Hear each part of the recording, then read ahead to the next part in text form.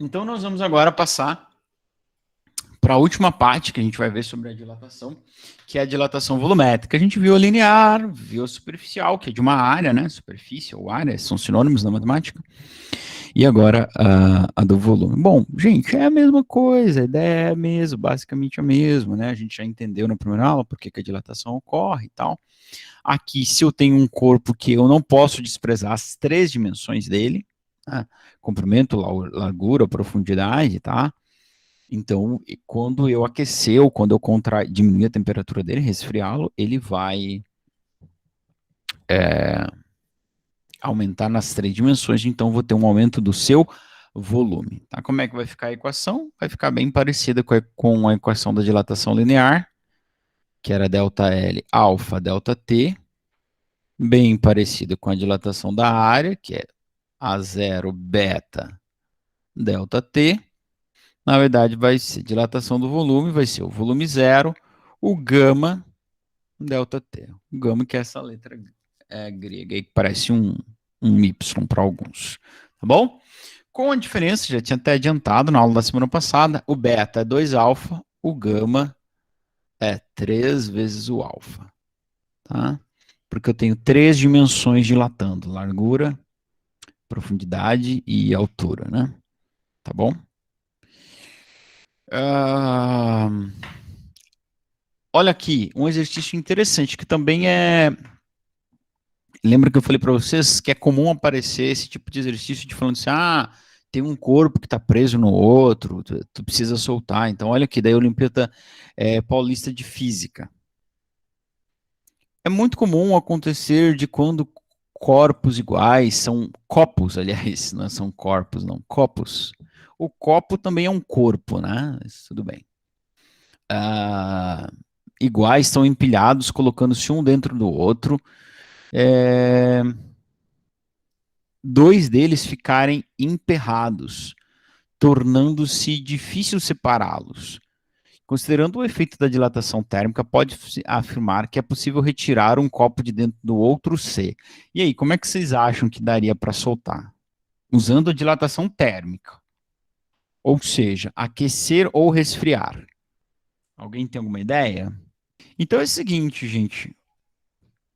Esse tipo de exercício, ele é mais simples a análise, por quê? Porque você está falando de dois copos iguais, então eles são feitos do mesmo material. Tá? Então não tem aquela história que eu conversei com vocês de um dilata mais que o outro, então você teria que pensar que o de dentro, por exemplo, se o de dentro dilata mais, se o de dentro dilatasse mais, você podia resfriar o sistema. Então o copo que está por dentro dilata mais, então, colhe mais também. Então daí solta. Se o de dentro dilatasse menos, você podia aquecer, porque daí o de fora dilata mais que o de dentro, então solta. Tá? Lembra do o pote de vidro de conserva com a tampa de alumínio, né? Então, o alumínio dilata mais, a tampa é de rosca por fora, né? Se tá preso, tu quer soltar, tu pode aquecer. Tá por fora, dilata mais, solta, tá? Ou é por isso também que quando você põe na geladeira, ele fica mais preso, porque o alumínio contrai mais, né? Então, ele fica mais preso ali. Então, aqui, como você está falando de corpos de mesmo coeficiente linear, não tem essa análise para você fazer. Tá? Então você tem uma ideia, você tem uma. Bom, mas aí você tem, talvez para alguns de vocês, você tem um problema que não tem como resolver, porque se você esquentar os dois vão se dilatar igualmente, né?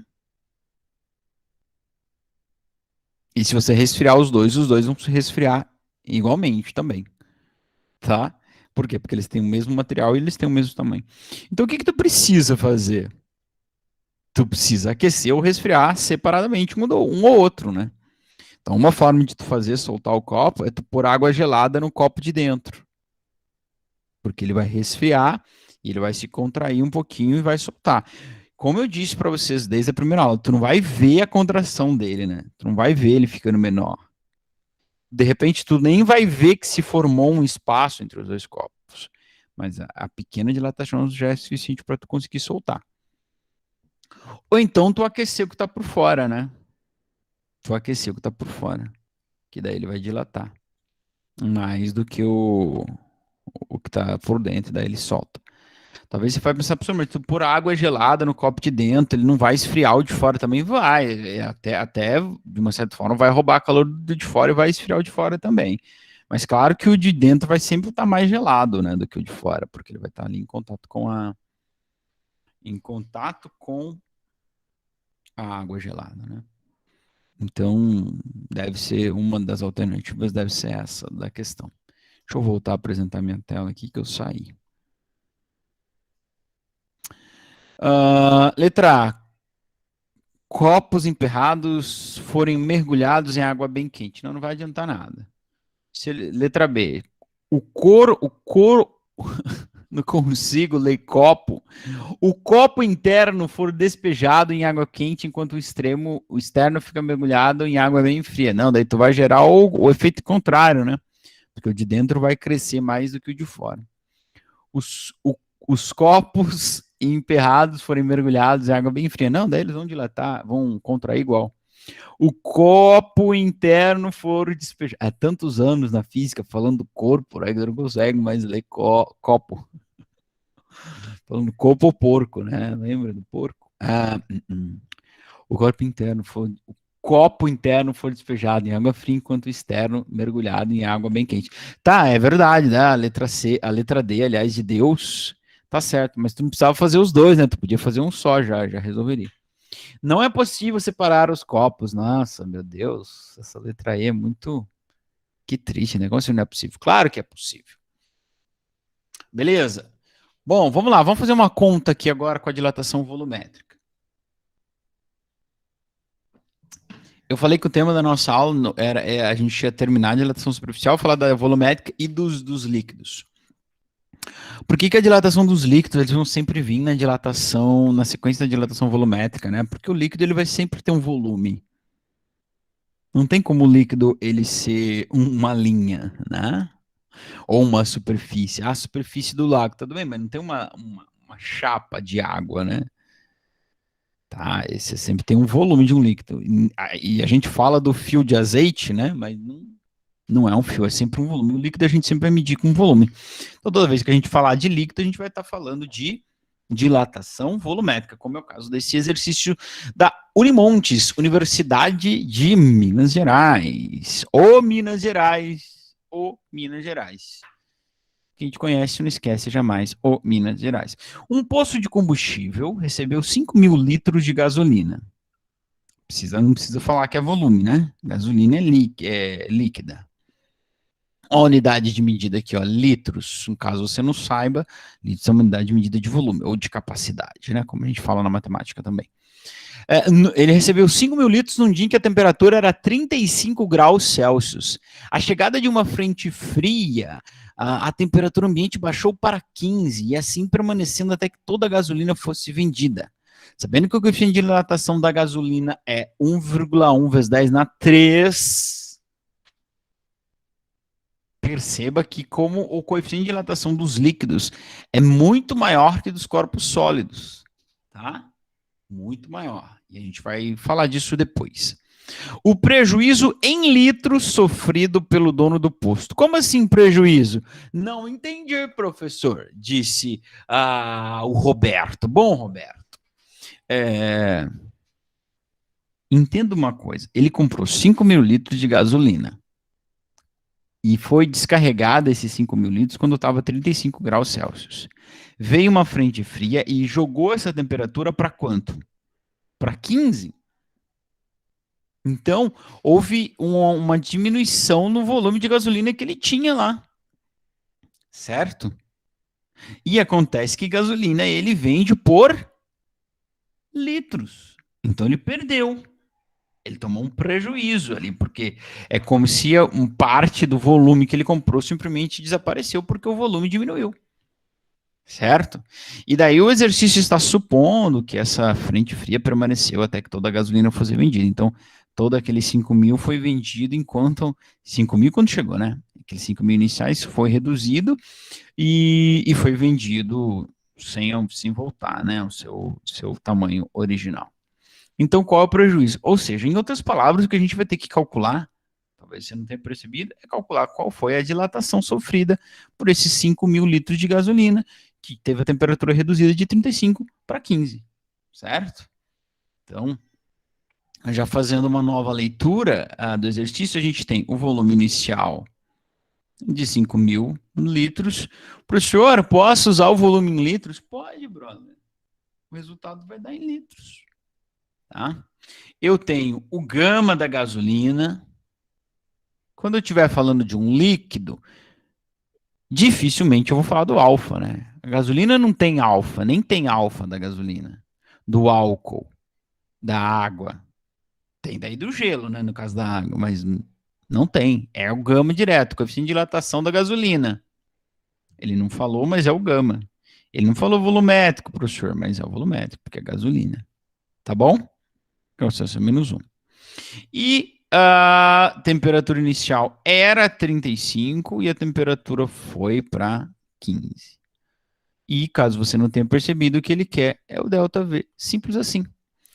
Moleza, Tereza. Vamos lá? Vamos, professor. Então, nós vamos usar a equação da variação do volume, da dilatação volumétrica, aliás, né? Tá aí. Eu tenho meu volume inicial, que é 5.000 litros. Eu tenho o meu gama, aliás, que é menos 3. E a minha temperatura, só para ser diferente, vou fazer aqui, né? A temperatura final é 15 e a inicial é 35. Não misture as duas, não inverta as duas, tá bom? 5.000 vezes 1,1 dá 5.500. Vezes 10 dá menos 3, ó. Menos 3 eu posso tirar 3 casas decimal aqui. Isso dá 5,5. Certo? Bom, quanto dá 15 menos 35? Não fala que dá 20, porque não dá 20. Dá menos 20. Ok? Então, aqui é o sinal de menos. Então, 5,5 vezes mais com menos dá menos 110 litros. Negativo. Ué, professor, como é que a dilatação é negativa? Oh, meu amor, é porque foi o quanto foi reduzido o volume inicial. Tá? Perceba que a temperatura diminuiu. Então, o volume foi reduzido. É disso que o exercício está falando. Então, é como se o dono do posto tivesse perdido, né? 110 litros.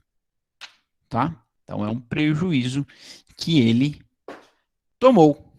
Vamos dizer assim. Tá? Resposta letra B.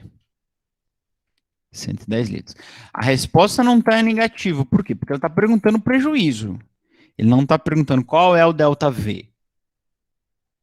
Ele não perguntou isso, ele perguntou qual é o prejuízo. Prejuízo, 110 litros. Tá bom? Bom, essa questão é tão interessante que ela caiu no Enem. Por que ela é interessante? Porque, veja, gente, esse prejuízo que o dono do posto aí comprou, teve, aliás, é um prejuízo que eu e você podemos ter, um prejuízo ou um lucro que eu e você podemos ter, dependendo se a gente comprar gasolina num dia muito quente ou num dia muito frio. Tá? Então, se você vai lá num dia muito frio, dá 0 graus, tá? E você compra, sei lá, 40, é claro que quando a gente compra no carro, o volume inicial é muito pequeno, né? Então, o ganho que tu vai ter é muito, muito pouco. Tá? Mas, claro, se tu compra gasolina num dia muito frio, quando esquentar, ela vai aumentar de tamanho, então é como se tivesse ganhado. Agora, perceba uma coisa, isso não quer dizer que o teu carro vai andar mais ou menos. Porque o motor, mas o motor consome por litro. É, meu amor, é isso mesmo, ele consome por litro, é assim que a gente mede. Mas o importante para o motor não é a quantidade de volume que tem lá, é a quantidade de energia armazenada. E a energia armazenada está diretamente ligada à quantidade de matéria que tem lá. E você precisa entender de uma vez por toda que quando eu faço dilatação ou contração do volume de alguma coisa, eu não estou interferindo na quantidade de matéria. Então, sabe o que vai acontecer? Então, tu pega 1 litro de gasolina, comprou 1 litro de gasolina, essa frente fria que deu aí estava 4 graus. Aí deu 30 graus. Você tem mais de 1 litro agora. Só que a quantidade de matéria é a mesma. Você tem uma gasolina que ela está mais diluída, ou que ela está menos densa, né? Vamos dizer assim.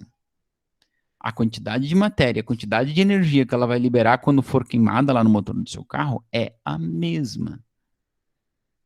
Tá certo? Isso a gente precisa entender muito bem. Quando eu dilato um corpo, eu não estou interferindo na quantidade de matéria que ele tem, eu só estou espaçando as partículas. E quando eu contraio, eu estou aproximando as partículas. Por isso que ela fica mais densa, né? Então, é claro que quando eu comparo 1 litro de gasolina a 0 graus, ou a um dia que está 4 graus, e 1 litro de gasolina a um dia que está 40, tá? O meu carro vai andar mais com 1 litro de gasolina zero, porque ali tem mais matéria, as partículas estão mais próximas. E perceba que o volume é só uma medida do espaço ocupado, e não da quantidade de matéria ou da quantidade de energia que tem ali. Tá certo? Por isso, inclusive, não é essa a questão do Enem, mas tinha uma outra, acho que é essa aqui, ó.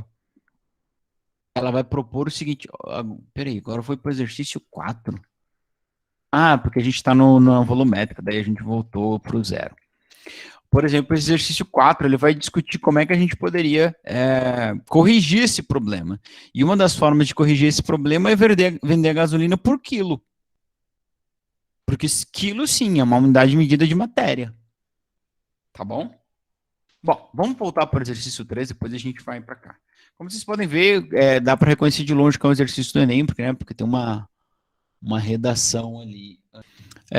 Tem um texto enorme, uma redação. Ele fala assim: durante uma ação de fiscalização posto-combustíveis foi encontrado um mecanismo inusitado para enganar o consumidor durante o inverno. O responsável pelo posto de combustível comprava álcool por 50 centavos o litro, a uma temperatura de 5 graus. Para revender os líquidos ao motorista, ele instalou um mecanismo de bomba de combustível para aquecer para que atinja uma temperatura de 35 graus, sendo o litro do álcool revendido por 1,60.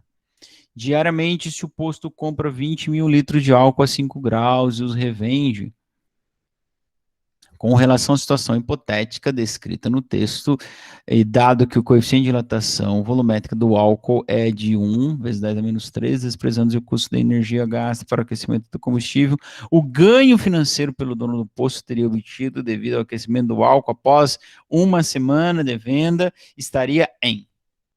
Bom, então é claro que, tipo, aqui é um exercício do Enem, tipo assim, a física que tu vai fazer é muito pouco, tu tem que ficar fazendo regra de 3, multiplicação e tal. É isso aí. Tá? Então, veja, o que está acontecendo aqui? Ele compra por 50 centavos e vende por 1,60. Tá?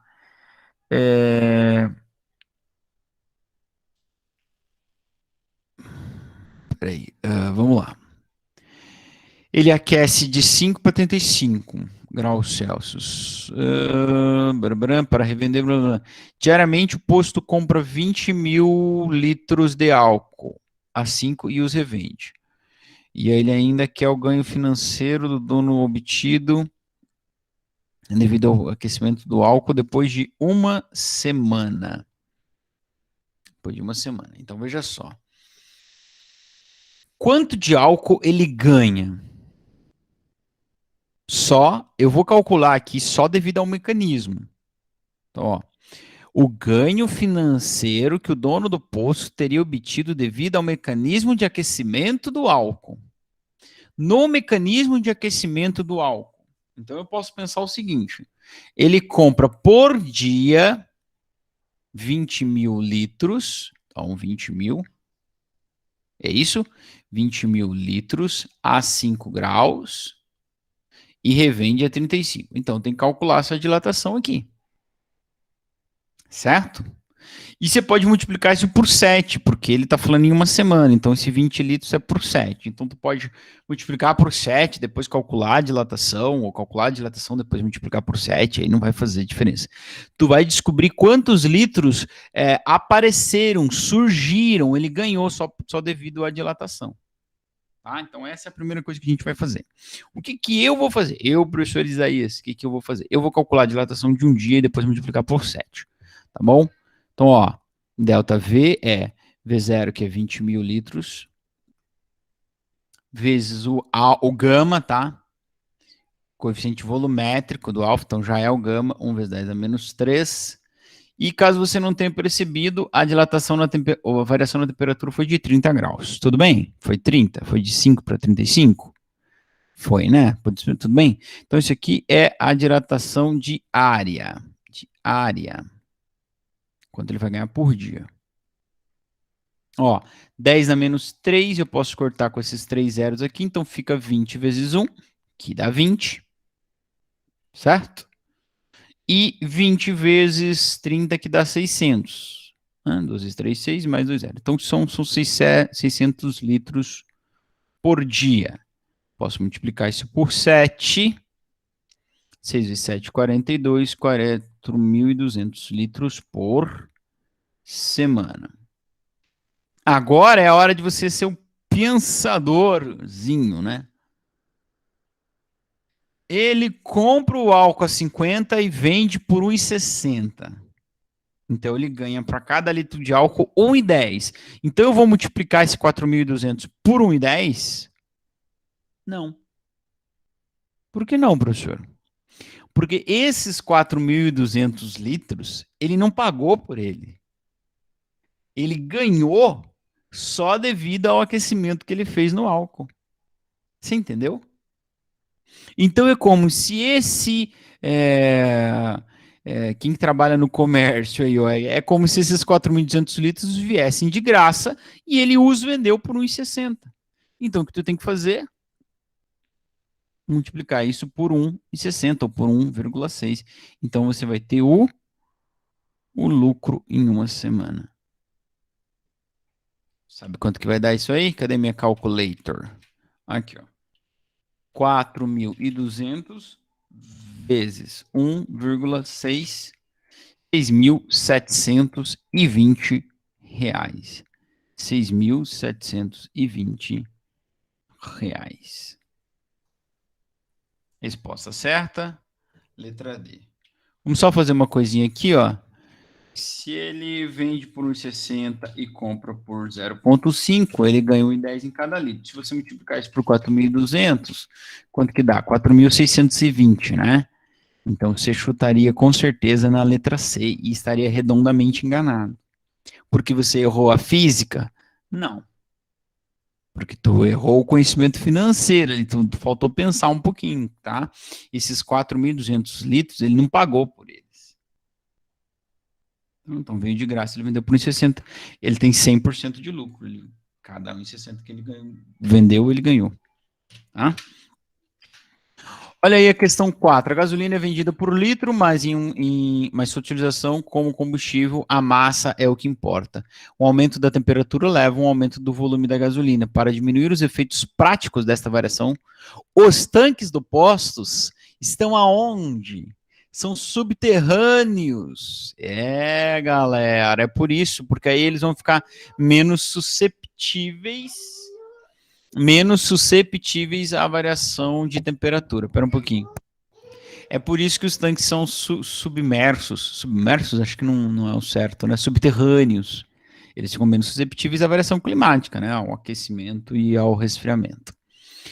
Se o tanque não fosse subterrâneo, você levaria vantagem ao abastecer o carro no dia mais quente, na hora mais quente do dia, pois estaria comprando mais massa por litro de combustível. Errado. Na hora mais quente, cada litro tem menos matéria, né? As partículas estão mais espaçadas. 2, abastecendo com a temperatura mais baixa, você estaria comprando mais massa de combustível a cada litro, certo? Se a gasolina fosse vendida por quilo ao invés de por litro, o problema comercial decorrente da dilatação estaria resolvido. Certo, estão os corretos os 2 e 3, letra E de igreja, como diria Carla Pérez. Beleza, gente? Muito bem. Então não fique aí. Não fique aí, aliás. Não saia daí, porque a gente vai falar agora da dilatação. Ih, meu Deus, não está aberto aqui. Da dilatação dos líquidos. Bom, professor, mas nós estamos falando da dilatação dos líquidos até agora. É verdade. Mas quando a gente fala da dilatação dos líquidos, principalmente a gente vai falar deste carinha aqui, ó. Dilatação aparente. Bom, sendo bem prático e indo direto ao assunto, o que é essa história da dilatação aparente? Bom, acontece o seguinte, quando você tem um líquido dentro de um recipiente e você aquece ele, por exemplo, como no caso da figura, ele está totalmente cheio, e você aquece ele, parte do volume é derramado, ou, como a gente diz, extravasado. Tá? Extravasado. O que acontece é que isso que derrama, pensa que ele estava completamente cheio até o talo, vamos dizer assim. Você aqueceu. Isso que derramou não é a dilatação real, não é a dilatação real. Por que não? Porque quando você aquece todo esse sistema, ó, você passa de uma temperatura T0,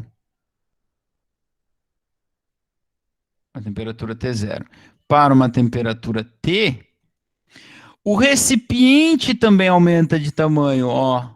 Olha aqui a figura. Tentou ilustrar isso. O recipiente aumenta de tamanho.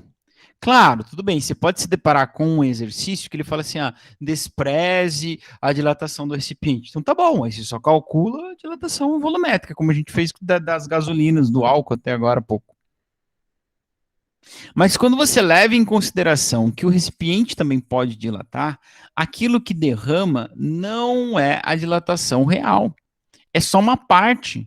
Porque a outra parte ficou dentro do recipiente. Por quê? Porque o recipiente aumentou de tamanho, então agora cabe mais líquido lá dentro do que cabia antes. Lembra que volume é sinônimo de capacidade? Tá? Então, essa dilatação, esse extravasado, isso que cai, que transborda, é a chamada dilatação aparente. Delta V AP, dilatação aparente, tá? Que é só o que derrama. E como é que eu calculo a dilatação real? Bom, perceba que, vamos pegar um exemplo hipotético aqui. Você tem um recipiente que cabe 1.000 litros. 1.000 litros é bastante. Você aqueceu ele e tinha 1.000 litros de água lá dentro. Você aqueceu ele, derramou 200 litros de água. Só que agora, então, esse 200 litros que derramou é a dilatação aparente. Só que agora o recipiente ele não cabe mais só 1.000, ele cabe 1.100. Então, esses 200 que derramou não é toda a dilatação da água. Por quê? Porque como aumentou a capacidade do recipiente em 100 litros, 100 litros ficaram lá presos, vamos dizer assim. Então, a gasolina dilatou 300, que é quanto aumentou o corpo, o recipiente, mais quanto caiu. Essa é a dilatação real. Tá bom? Então, tá aqui uma equação dizendo justamente isso que eu acabei de explicar para vocês. A dilatação real, só um minuto, a dilatação real é a dilatação aparente, o que caiu, o que transbordou. Meu coração transborda de amor. Ai, que lindo. Mas o quanto o volume do frasco ou do recipiente aumentou, porque agora ele cabe mais. Tá certo? Entenderam isso? Então veja só, o que eu vou ter? Eu vou chegar à conclusão que, ó, aqui está a equação da dilatação. Volume inicial, gama delta T. Dilatação real é o volume real, aliás, é a dilatação aparente mais o do recipiente, tá? Quem é a dilatação real? É o volume inicial, o gama real, delta T real. Quem é a dilatação aparente? É o volume aparente. É um gama aparente, é um gama fictício, a gente já vai falar dele, mas quanto que aumentou a temperatura. E o do recipiente, o do frasco? É o volume inicial, mais o gama do frasco, mais a variação da temperatura. Tá? E aí o que acontece? Acontece que o volume inicial de todo mundo é o mesmo. E que a variação da temperatura que todo mundo sofreu é o mesmo. Então a gente chega numa equação que parece uma bobeira, mas ela acaba tendo uma certa utilidade, que é o gama real é o gama aparente mais o gama do frasco. Ou, se você inverter isolando o gama aparente é o gama real menos o gama do frasco ou gama do recipiente. Claro, ele é um pouco menor do que o real, porque você está considerando uma dilatação menor. Mas esse gama, ele não existe. Ele é um gama aparente. Por que que isso é útil para nós? A gente vai ver no exercício a seguir, tá? Então tá aí esse slide bonitinho para vocês também. Vamos ao exemplo de número 1. E, se Deus quiser, ao exemplo de número 2. E vocês vão entender que essa equação do gama aparente, real, que parece ser uma bobeirinha, tá? Só para confundir nossa cabeça, não, ela tem uma certa utilidade ali. Tá bom? Porque eu posso calcular quanto que o corpo, quanto que transbordou, sem ter que calcular a dilatação do líquido real, a dilatação aparente, a dilatação do recipiente, entenderam? Entenderam? Não? Vão entender daqui a pouquinho, tá bom? Ó, olha só, exemplo 1. Um recipiente de vidro foram colocados 800 ml de álcool, cujo coeficiente de dilatação volumétrica é 1,10 na menos 3, preenchendo completamente. Em seguida, o conjunto foi aquecido e sofreu uma variação na temperatura correspondente a 70 graus Celsius. Calcule a dilatação aparente do álcool. Ótimo. O que é a dilatação aparente? Dilatação aparente é o que transbordou. Então, se eu não. Então, o que eu teria que fazer? Teoricamente, o que eu teria que fazer? Eu teria que calcular a dilatação do álcool e subtrair dela quanto que dilatou o recipiente. Aí eu estaria calculando a dilatação aparente, tá? Porque lembra, o álcool dilata, mas parte dele fica lá no recipiente, porque o recipiente também aumentou de tamanho, tá bom? Mas se eu pudesse calcular o gama aparente, era só eu jogar a dilatação aparente na equação da dilatação com o gama AP e eu saberia direto qual é a dilatação aparente, que é o quanto transbordou. Então, essa é a vantagem de eu ter essa equação aqui, ó, do gama aparente. Tá certo? Então, essa é a facilidade, a utilidade dessa equação. Tudo bem? Tá. Então, vamos ler o problema agora, traindo as informações. Ó, foram colocados num recipiente de vidro 800 ml de álcool. Então, volume inicial, 800 ml. Perceba que preencheu totalmente. Então, qual é o volume do recipiente? 800 também. Claro que eu não vou usar o volume do recipiente, mas é 800. Não vou usar. Em seguida, o conjunto foi aquecido e sofreu uma variação. Estou na fase de extrair informação do problema. Variação. Então, esses 70 graus já é o ΔT. Ele já deu a variação. Só falta o gama para eu calcular o quanto que transbordou, qual é a variação aparente. Calcule a dilatação aparente do álcool, sabendo que o coeficiente de dilatação volumétrica do vidro é 24 vezes 10 na menos 5. Tá? Então é o seguinte, cara. O que a gente está faltando para nós? Eu tenho o gama do vidro, que é 24 vezes 10 na menos 5. E eu tenho o gama, só conferir, ó, gama mesmo, tá? É o gama do vidro. E eu tenho o gama do álcool,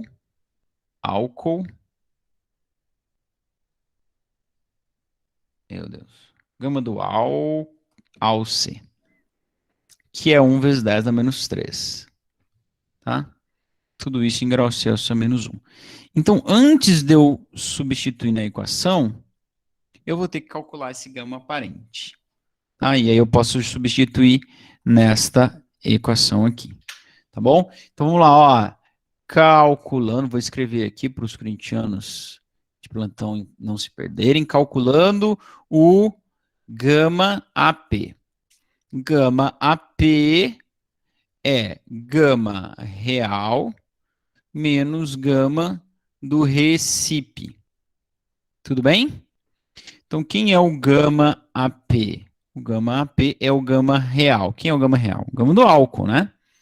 1 vezes 10 a menos 3, menos gama do recipiente, 24 vezes 10 a menos 5.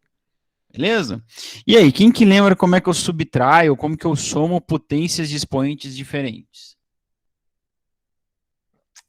Alguém? Mantém a base, soma os expoentes? Não, isso é na multiplicação. Mantém a base, subtrai os expoentes? Não, isso é na divisão. Como que eu somo potências de expoentes, ou subtraio, né, que é a mesma coisa, potências de expoentes diferentes? Resposta, não somo. Não somo. O que eu tenho que fazer? Deixá-los com expoentes iguais. Tá? Então, o que eu posso fazer? Posso pegar a vírgula do 1 e mover duas casas para lá, eu subtraio 2 no expoente e ele fica 10 a menos 5. É uma possibilidade. Ou eu pego esse cara, movo duas casas para cá, aí eu vou somar 2 no expoente, menos 5 mais 2, ele fica menos 3. Tá bom? É isso que eu vou fazer. Então, vou escrever assim, o gama AP é 1 vezes 10 na menos 3, menos 0,24 vezes 10 na menos 3. Ó, movi duas casas para cá, somei 2 no expoente, o expoente estava devendo 5, como eu somei 2, ficou 3. Beleza? E agora, professor, corta o 10 na menos 3. Não faça isso, pelo amor, né? Não guarda, não faça isso. Você coloca em evidência. É uma subtração. 1 menos 0,24, isso dá 0, ai meu Deus, 76. Tá? Esse é o nosso gama AP. Essa soma das potências aí, tu poderia deixar ele em qualquer expoente que tu quisesse. Inclusive, tu podia deixar ele em 4, como 10 na 4. Tá? Por exemplo, joga esse para cá, fica 10 na 4, joga esse para cá. Então fica 10 menos 2,6, daria 7,6 vezes 10 na menos 4, que é o mesmo que 0,76 vezes 10 na menos 3. Beleza, Tereza? Bom. Agora é só jogar aqui. Eu vou descobrir qual é a dilatação aparente, porque eu uso o volume inicial, o gama AP e o delta T. Tá bom? Então, o volume inicial, caso vocês não lembrem, era 800 ml. O meu, opa, o meu gama é 0,76 vezes 10 na menos 3, e aqui dá 70. Tá legal? Então, fazendo essa multiplicação aí, ó, eu posso escrever esse cara cortando com esse, escrevendo assim, ó, 0,8. 0,8 vezes 0,76 vezes 70. Fazendo essa multiplicação aí, você vai chegar à conclusão que o delta aparente é 42,56 ml. Tá bom? Então, isso é o que derramou, tá certo? Só colocando para vocês aqui, deixa eu ver que horas são. Só colocando para vocês bem rapidinho, ó. Se tu fosse fazer a dilatação real, daí tu calcula então do. Ah, mas ele não tem Ah, ele tem do vidro, sim. Se fosse fazer a dilatação real, tu ia pegar o álcool, escrever aqui, ó, dilatação real. 800 ml do álcool, 1 vezes 10 a menos 3, vezes 70. Isso aqui ia dar 56 ml. Tá? E daí, isso aqui é a dilatação real. Tá? E se tu fosse fazer a dilatação do recipiente, tu ia fazer então 800 vezes 24 vezes 10 a menos 5 vezes 70. Tá? E isso aí ia dar 13,44 ml. Então, isso é quanto o recipiente dilatou. E se você fizer 56 menos 13,4, sabe quanto que dá? 42,56. Beleza, gente? Para terminar, 10 horas e 41 minutos em Brasília, AFA.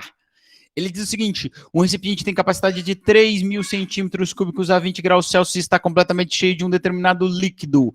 Ao aquecer o conjunto até 120 graus Celsius, transbordam 27 ml. O coeficiente de dilatação aparente desse líquido em relação ao material de que é feito é... Moleza, gente. Ele só quer o gama aparente. Ele quer o gama aparente. Se você não tem... Ô, filha, não grita. Se você não tem o gama real e não tem o gama do recipiente, como nós tínhamos no exercício anterior, tu não pode fazer isso aqui que nós fizemos para achar o gama aparente, né? Mas o que eu tenho de informação? Olha só, eu tenho o ΔV aparente, que é o que transborda. ΔV aparente é 27 centímetros cúbicos. Eu tenho o V inicial. Tenho o V inicial, que é 3.000 centímetros cúbicos. Eu tenho a temperatura inicial e tem a temperatura final. Ele foi de 20 para 120. Então, já vou colocar aqui direto, só por questão de tempo. Ó. A temperatura aumentou 100 graus Celsius. Então, eu posso calcular o gama aparente.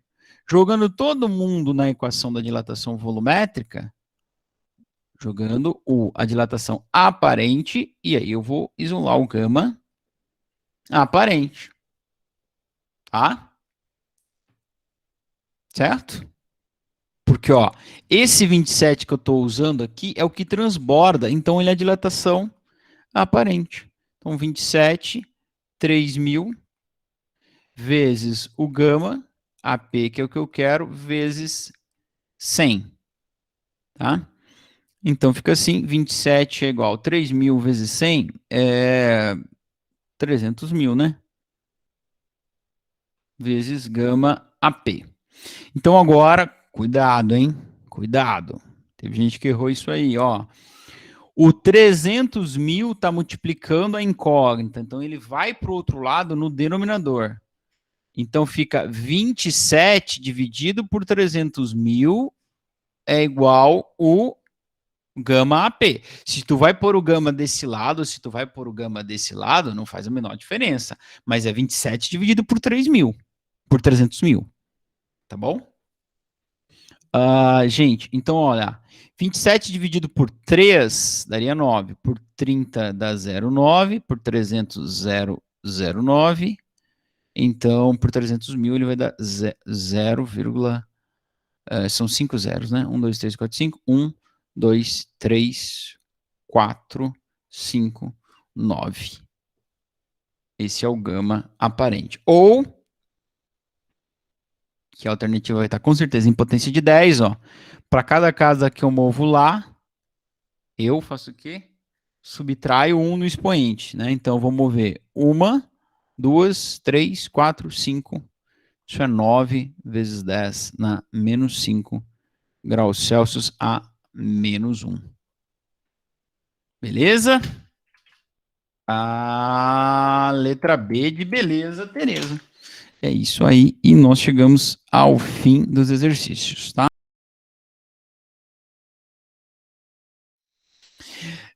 Então, na tela já está aí para vocês, acho que vocês estão vendo, se não estiverem, vocês me avisem, se estiver vendo, não precisa avisar, tá bom? Um exercício da Federal do Sergipe, que ele vai falar assim, uma chapa retangular de zinco de dimensões 80 centímetros por 25 centímetros sofre uma elevação uniforme de 45 graus em sua temperatura. A gente vai ter que pensar um pouquinho para responder esse exercício. Sabe que sob a pressão de uma atmosfera, os pontos de fusão do gelo e de ebulição da água correspondem a 32 e 212 graus Fahrenheit. Eu não me lembro o que eu falei aqui, mas ele sofre uma elevação de 45 graus Fahrenheit em sua temperatura. Respectivamente, que coeficiente de dilatação linear, vamos pintar aqui, ó, é linear do zinco, é 25 vezes 10 na menos 6 graus Celsius a menos 1. Neste aquecimento, o aumento da área da chapa é. Bom, lembra que eu sempre digo, né? Então vamos organizar nossas ideias. Nós lemos, vamos ler novamente, vamos extrair as informações. Uma primeira coisa que eu vou marcar aqui, ó, é que o que ele quer, se ele quer o aumento da área, o que ele quer é o delta A. Ok? Isso que ele quer. Se ele quer o delta A, eu preciso do A0, eu preciso do beta e eu preciso do delta T. O beta ele me deu, na verdade não, ele me deu o alfa, né? Ó, coeficiente de dilatação linear, por isso que eu destaquei o linear. Então eu tenho o alfa. Alfa é 25 vezes 10 na menos 6 graus Celsius a menos 1. Tudo bem? E o A0, ele não me deu, mas ele deu as dimensões, eu posso calcular. A0 é simplesmente 80 vezes 25. Tudo isso em centímetros quadrados. E a variação de temperatura que ele me deu é de 45 graus Fahrenheit. Tá? Então, antes da gente começar o exercício, a gente vai ter que discutir como é que eu vou utilizar essa temperatura aqui. Talvez um aluno mais espertinho aí já tenha falado, professor, vamos converter esta variação para Fahrenheit, usando a equação de conversão da equação de Fahrenheit, né? Que era a temperatura em Celsius sobre 5, a temperatura em Fahrenheit, menos 32 sobre 9. Agora, o que acontece, meu prezado mancebo, é que eu não estou falando de uma temperatura em Fahrenheit, do valor de uma temperatura em Fahrenheit. Eu estou falando de uma variação de temperatura em Fahrenheit. Então, essa equação não vai me ajudar. O que você tem que pensar é quantos graus corresponde a um aumento de 45 graus Fahrenheit, quantos isso corresponde a um aumento, me embolei aqui na frase, um aumento de 45 graus Fahrenheit, quanto isso corresponde em Celsius, um aumento de quanto em Celsius? Professor, como é que eu vou fazer isso? Eu, na minha primeira forma de pensar, eu pensaria o seguinte, bom, a gente pode fazer o seguinte, ó, 32, aliás, 0 Celsius é 32, corresponde a 32 Fahrenheit. Certo? E daí você varia 32 Fahrenheit, ó, varia, perdão, 32 não, varia, aumenta 45 Fahrenheit. Então isso vai para 77. Ah, quanto é 77 em Celsius? Essa é uma possibilidade de você fazer. Certo? Não, não é uma regra de 3, tá bom? Não vá me fazer uma regra de 3. Por quê? Porque lembra quando nós estudamos as escalas termométricas, a escala de Celsius e Fahrenheit, elas não existe proporção, né? 1 grau Fahrenheit não é, o aumento de 1 grau Fahrenheit não corresponde ao aumento de 1 grau Celsius. Tudo bem? Beleza. Se fosse Celsius e Kelvin, aí tudo bem. Cada grau no Kelvin é 1 grau no Celsius. Se aumentou 45 Kelvin, aumentou 45 Celsius. E ponto final. Aqui, não. Tá? Então, o que eu vou fazer? Eu vou converter 77 Fahrenheit para Celsius. Então, essa é uma boa possibilidade da gente fazer. E aí a gente vai entender uma coisinha bem interessante aqui, ó. Aplicando na equação, quanto dá em Celsius 77 Fahrenheit? Certo? Bom, então, olha aqui. 77 Fahrenheit vai ficar 45. Opa! 45 sobre 9 dividido por 5. E aí você pode pensar assim, pô, professor, vamos multiplicar cruzado. Dá para multiplicar cruzado também, mas tem uma questão que o 45 divide exatamente por 9, né? Dá 5, então tu não precisa de multiplicação cruzada. Você divide 49 por 5, que dá 5, e aí esse 5 que está dividindo vai para lá multiplicando, isso fica 5 vezes 5, que dá 25. Beleza? Então, quer dizer, que se você passar a aumentar 45, se você aumentar do zero Celsius, que é 32 Fahrenheit, aumentar 45 Fahrenheit, vai para 25 Celsius. Você saiu do zero e foi para 25, você aumentou 25, tá certo? Agora, o que eu quero mostrar para vocês é uma outra coisa aqui, ó. A gente viu que cada grau na escala Celsius corresponde a 1,8 graus na escala Fahrenheit. Então, se eu pegar e dividir 45 Fahrenheit, que foi a variação, por 1,8, adivinha quanto vai dar? Oh, tá, errei aqui. 45 dividido por 1,8. Adivinha quanto que vai dar? 25 graus. Tá? Porque cada 1,8 graus que aumenta no Fahrenheit é 1 grau Celsius. Então você pega 45 e divide por 1,8. Tá? Então seria uma outra forma mais rápida de você fazer. Agora, como eu sempre digo, né? O que tu tem que. Qual tu vai fazer? Tu tem que saber o que você está fazendo. Esse é o mais importante, né? Como tu vai fazer, eu já não sei. Tá bom? Bom, eu vou para o próximo slide, ficou um pouco bagunçado aqui, peço desculpas aos senhores e senhoras e senhoritas e afins e enfim. Lembra que ele quer o AV, o delta, perdão, é o delta A, gente. Ele quer o delta A, a variação da área. A zero é 80 vezes 25, que a gente ainda nem multiplicou. E agora a gente sabe que a variação da temperatura é 25 Celsius ou 45 Fahrenheit. Bom, mas professor, por que que a gente não pode usar o 25 Fahrenheit? Porque o beta, que é 2 alfa, ele vai ser, ó, quem é o alfa que foi me dado? Ele é 25 vezes 10 na menos 6 graus Celsius a menos 1, e não graus Fahrenheit a menos 1. Tá certo? Por isso que eu tenho que fazer toda essa história, todo esse tempo que eu gastei para fazer a conversão de Fahrenheit para Celsius. Conversão da variação, tá? De Fahrenheit para Celsius. Porque o alfa é por graus Fahrenheit, por graus Celsius, tá bom? Então, é isso que eu vou usar na equação, a variação em Celsius, porque o beta vai estar em Celsius. Quem é o beta? Lembra da aula da semana passada? 2 vezes alfa, então vai ficar 2 vezes 25 vezes 10 dá menos 6. Claro, o beta, o pessoal já fez essa conta aí de cabeça, né? O beta dá 50. Beleza, então agora eu tenho tudo que eu preciso. Que bom, né? Quando a gente tem tudo que precisa, não é bom? É, né?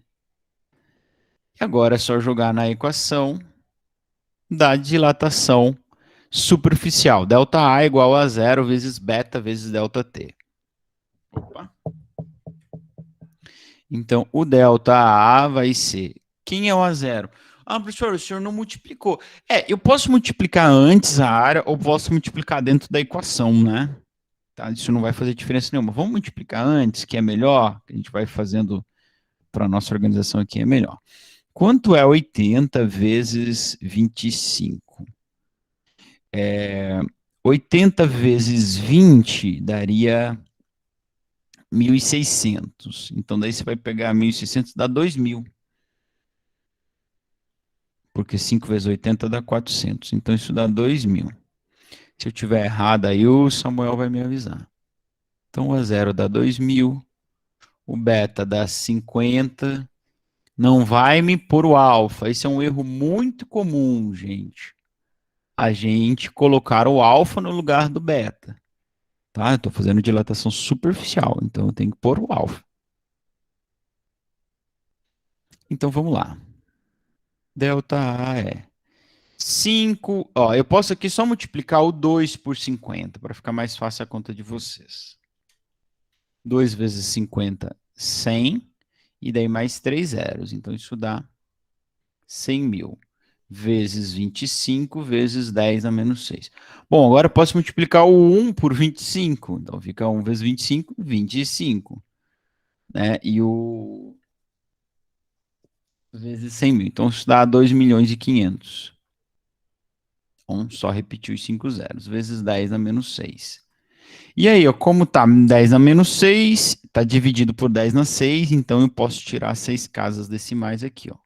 A vírgula não existe, então ela está aqui. Então você vai andar 6 casas para lá para somar 6 no expoente, tá? Essa casa não conta, tá bom? Tá bom, João? Beleza, Tereza? Essa aqui é onde a vírgula tá. Você vai andar 6. Então é 1, 2, 3, 4, 5, 6. Então fica 2,5 vezes 10 a menos 6 mais 6. Porque eu andei 6 casas. Isso aqui dá 6 mais 6 dá 0. Todo número elevado a 0 é 1. Então, o aumento na área foi de 2,5 centímetros quadrados. Ok?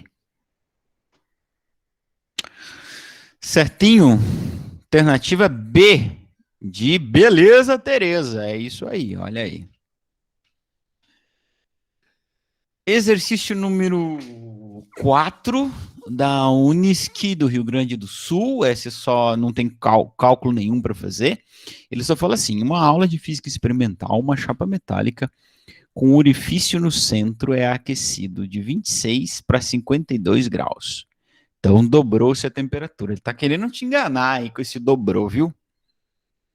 Cuidado. Como consequência desse aquecimento, podemos concluir que o diâmetro do orifício aqui tem um problemão para tu resolver. Você acha que fazer conta é fácil? Esse exercício aqui é mais difícil. Antes da gente resolver o exercício, a gente tem que discutir isso aqui. Olha só.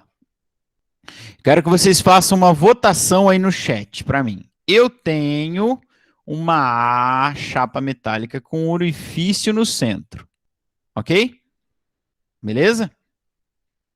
Tá bom. Eu vou aquecer a chapa.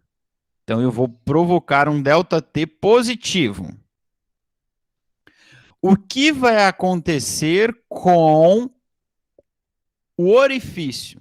Letra A, ele aumenta. Letra B, ele diminui. Letra C, ele permanece o mesmo. Permanece o mesmo. Permanece. Não vou escrever que cansa. Votem. Se você acha que o orifício aumenta, digite A no chat. Se você acha que ele diminui, digite B. Se você acha que ele permanece o mesmo tamanho, digite C. Você vai esquentar a chapa.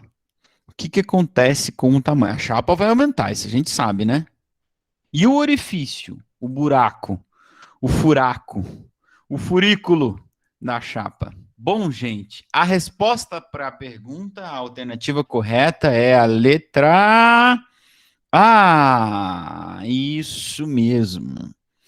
Quando eu era criança, eu pensava como algum de vocês. Eu pensava, pô, se a chapa vai crescer, ela vai crescer em todas as direções, né? Então o buraco vai ficar menor, né? Porque a chapa cresce. Não, mas não é isso que acontece, né? Você tem que pensar na dilatação linear. Então, esse comprimento aumenta nesse sentido e esse aumenta nesse sentido, tá certo?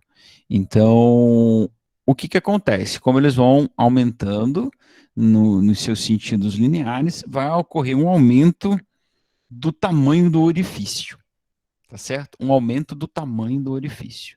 Tá? E digo mais, o mais interessante é o seguinte, que, pensa comigo, se não tivesse o orifício aqui, se tivesse a chapa fosse sem orifício. As dimensões aqui, ó, essa região, ela ia crescer para o meio da chapa? Não, né?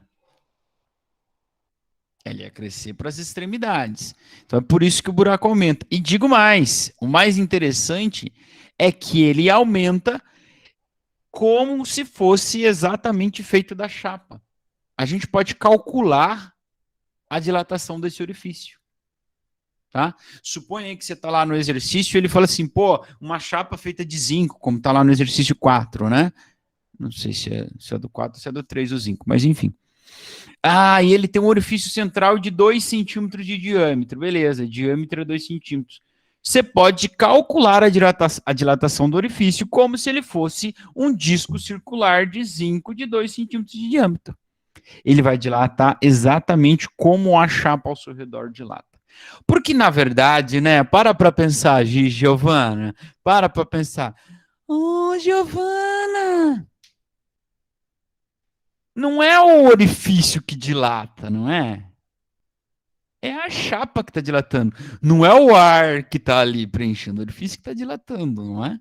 É por isso, então, que você pode entender esse orifício, a dilatação desse orifício, exatamente como se ele fosse feito do material da chapa. Tá bom? Beleza? Ha! Mas não é só isso, né? Antes fosse só isso, mas não é só isso. O que que acontece, gente?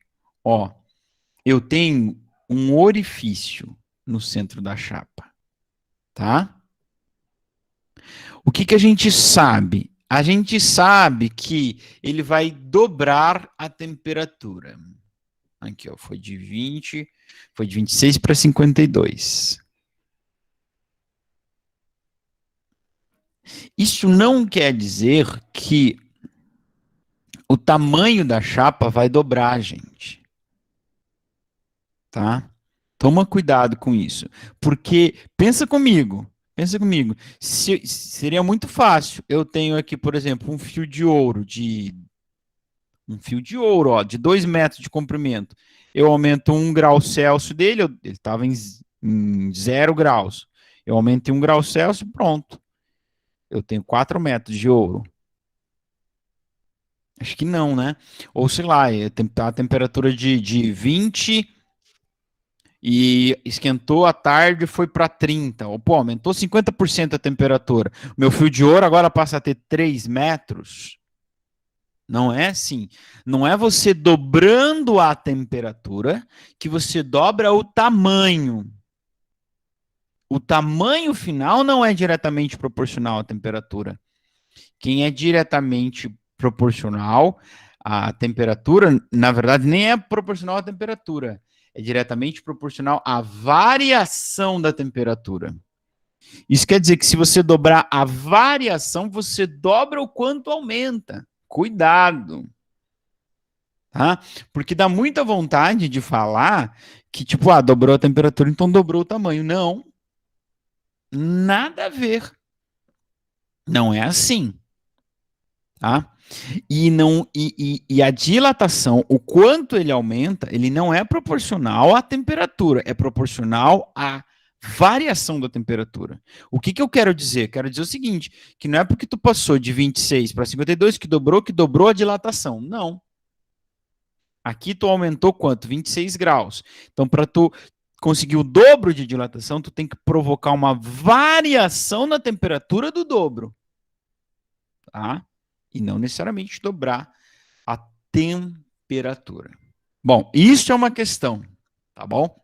Agora tem outra mais complicada ainda, tá? Quando a gente pensa aqui, a gente precisa entender que a gente está falando da dilatação da área, tá? E o diâmetro, ele é uma dilatação linear, né? Ele é uma linha, é uma medida linear de uma extremidade a outra da esfera passando pelo meio. Tá? Então, qual é a relação entre diâmetro e área em um círculo? Quem aí vai lembrar? Como é que eu calculo a área do círculo?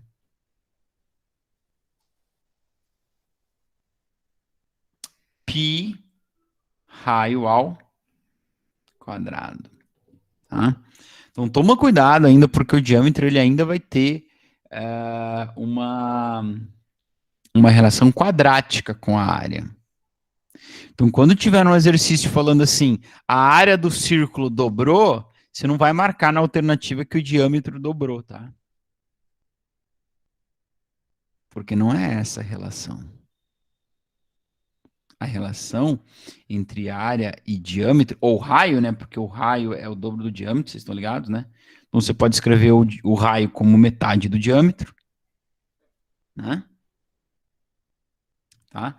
É uma relação quadrática, toma cuidado com isso. Então, com tudo isso de pano de fundo, toda essa discussão, eu falei que a gente ia fazer bastante exercício, mas está aqui uma discussão bem interessante sobre dilatação, discussão teórica, né? Qual é a alternativa correta? Bom, vamos voltar à questão. Uma aula de física experimental, uma chapa metálica com orifício central no centro é aquecido de 26 para 52. Como consequência desse aquecimento, podemos concluir que o diâmetro do orifício, duplica? Não. Nem a área duplica, que dirá o diâmetro. Reduz-se pela metade? Não. A gente aprendeu hoje que quando você aquece uma chapa com orifício, o orifício vai aumentar proporcionalmente com a chapa, né? Como se fosse feito do material que está à sua volta. Não sofre variação alguma? Sofre sim. Se você esquentar, o orifício aumenta, se você esfriar, o orifício diminui. Aumenta um pouco o seu tamanho? Aumenta um pouco o seu tamanho. Diminui um pouco o seu tamanho? Não. Então, em suma, depois de toda essa discussão, a gente não sabe dizer quanto que vai aumentar o orifício. Tá? Nessa questão aqui. Porque ele não deu nenhuma informação. Então, lembra que eu falei que essa temperatura era uma pegadinha, né? Para seduzir você a marcar a letra A de amor. Temperatura dobrou, dobra o tamanho? Não, nem pensar. Tá? Nem pensar. Por tudo isso que eu falei com vocês. Tudo bem? Legal, né? Então, eu acho que eu perdi o exercício número 5 no meio do caminho. Então, nós vamos agora, conhecendo tudo isso que nós falamos, nós vamos resolver o exercício número 6, tá? É o nosso último de dilatação superficial. E vai ser justamente isso, uma chapa com um furo central circular. Unique, Mato Grosso. Uma chapa de alumínio tem um furo central de 100 centímetros de raio. Aí já começa uma confusão, né? Meu Deus, é diâmetro, é raio, é a área do círculo, é π, é o perímetro, que é 2πr. Ai, meu Deus do céu. Ó, vamos com calma. Lembra que ler, anotar informação é uma parte mais importante se você se organizar. Né? Sabendo que o coeficiente de dilatação linear do alumínio está aqui, 22 vezes 10 a menos 6. A nova área do furo, quando a chapa for aquecida até 100 graus, 122 graus Celsius, será equivalente a que valor em metro? Bom, perceba que ele não deu a área, ele deu o raio, certo? Tá? E daí pediu qual é a nova área quando a chapa for para 100 graus. Então, tem duas formas de você fazer isso aqui. Primeiro, você pode calcular a dilatação linear deste raio, achar o novo raio e calcular a nova área do furo quando ele for aquecido para 122 graus. Ou você pega o raio inicial, calcula a área desse raio e faz a dilatação superficial. As duas possibilidades têm que dar correto. Tem que dar a mesma coisa, não é? Tá certo? Porque quando eu pegar e calcular a nova área, se eu jogar lá na equação da área do círculo, 2πr quadrado, e calcular o raio, tem que dar o aumento proporcional que o raio teve por ser aquecido de 12 a 120 graus. Tá bom? Então fica ligadinho aí que vai dar tudo certo, tá? Eu falei de ler, agora vamos extrair as informações. Então a gente tem o raio do círculo, tá bom? Então, cuidado quando ele te der o diâmetro, porque para calcular a área do círculo, É o raio, tá? Não é o diâmetro. Professor, posso usar em centímetros ou tenho que usar em metros? Meu amor, pode usar do jeito que tu quiser. Se você usar em centímetros, a nova área final vai estar em centímetros quadrados. Se tu usar em metros, ela vai estar em metros quadrados. Mas ambos darão certo. Tudo bem? Temperatura inicial era 12, então vou colocar aqui Tsão 0, o T maiúsculo inicial, 12 graus Celsius. Sabendo que o coeficiente de dilatação, o quê? Presta atenção. Coeficiente de dilatação linear. Então ele me deu o alfa. Também, se não tivesse dado, a gente tem nas várias tabelas aí. O alfa do alumínio é 22 micro graus Celsius a menos 1, 22 vezes 10 a menos 6. Qual é a nova área do furo? Ele quer a área final do furo, tá bom? Então eu vou ter que calcular quanto que a área aumenta. E para calcular quanto que a área aumenta, eu vou ter que calcular primeiro qual é a área inicial desse furo. Certinho? Tranquilo, Murilo? De boa. Certo, Roberto? Então vamos lá. Então, primeira coisa, nós vamos calcular a área. Vou escrever aqui, né, para a Giovana conseguir acompanhar primeiro. Calcular a área tem acento, né, inicial. Qual é a área do círculo, professor? A área do círculo é πr ao quadrado. Tudo bem? Lembrando que o π você pode aproximar para 3,14. Ah, professor, estou fazendo o Enem, estou fazendo o vestibular da PUC, do ITA. Posso usar o π em 3? Pode. Daí tu sabe que tu tá achando um resultado um pouquinho menor do que ele é, né? Porque o π, a melhor aproximação seria 3,14 ou 3,1. Tá, pode usar 3? Pode. Tu tá achando o resultado um pouquinho menor. Para mim, faz diferença tu usar o π como 3? Claro que não, né, cara? Como eu sempre digo, eu tô preocupado se tu sabe conduzir o processo. Ser ativo no processo, né? Professor, se eu colocar o raio como 1 metro, daí fica 1 ao quadrado, fica menor a conta. Tudo bem, cara. Fica à vontade. Eu vou colocar aqui como centímetros, tá? Aí eu vou ter um número maior, mas para mim tudo bem. 100 ao quadrado, como é que você eleva um número ao quadrado? Você pode multiplicar 1 vezes 1, que dá 1, e dobra o número de zeros. Então, 100 ao quadrado dá 10.000.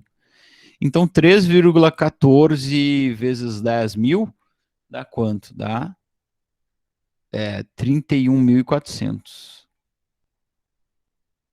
centímetros quadrados. Tá?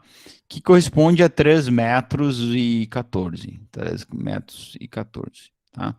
Cada centímetro quadrado, cada metro quadrado é 10.000 centímetros quadrados. Bom, essa AC aí que eu estou calculando é a área inicial, tá? Então eu escrevi ali em cima, mas eu não coloquei, eu coloquei como só AC, que é a área do círculo, né? Mas essa é a nossa área inicial. 31.400 centímetros quadrados. Ou 3,14 metros quadrados. Beleza, brother. Agora eu posso jogar na equação da dilatação superficial e calcular o quanto que essa área vai aumentar. Delta A igual a 0 vezes beta vezes delta T. Amém. Valei-me, minha Nossa Senhora das Equações. Bom, mas eu não tenho beta, eu só tenho alfa, né? Quem que é o beta? Vamos calcular o beta aqui do lado. Deixar tudo separadinho. Beta é 2 vezes alfa, que para mim parece um alfa vezes alfa, né? 2.